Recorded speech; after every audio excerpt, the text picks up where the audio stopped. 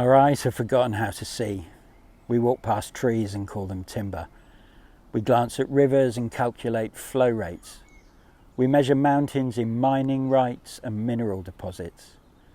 This way of seeing has a name: object thinking.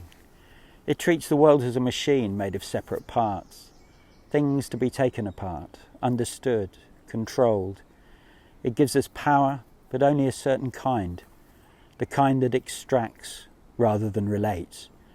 And in becoming objects, the living world becomes distant. Not kin, but commodity. Not company, but backdrop. We've learned to see plants as background, decoration, resources waiting to be used. But what if the fern unfurling by the path has its own intelligence? What if the oak in our garden is responding moment by moment to the light, to the wind, to the chemical messages travelling underground between root systems? We can't see this because we've been taught that intelligence lives only in brains like ours. The consciousness stops at the edge of human skin.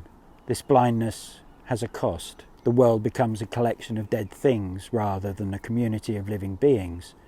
We lose our place. We forget what it means to belong. The loneliness we feel walking through a city, the ache we experience when we look at endless concrete and steel and glass.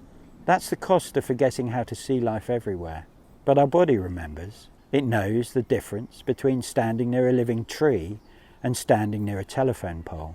It feels the shift when we move our feet from pavement to soil.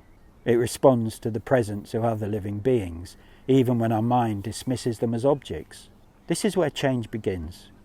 Not in the mind, in the body, in trusting what we sense more than what we've been taught to think. The fern doesn't need us to believe in its intelligence. The oak doesn't require our permission to be responsive and alive. They continue being what they are. But when we slow down, when we let our attention rest with them rather than rushing past, when we notice what our body feels in their presence, something shifts. The world stops being a collection of things and becomes a community of beings. We stop being separate. We start being part of something that has been here all along. Let your eyes remember how to see, and let your body lead the way.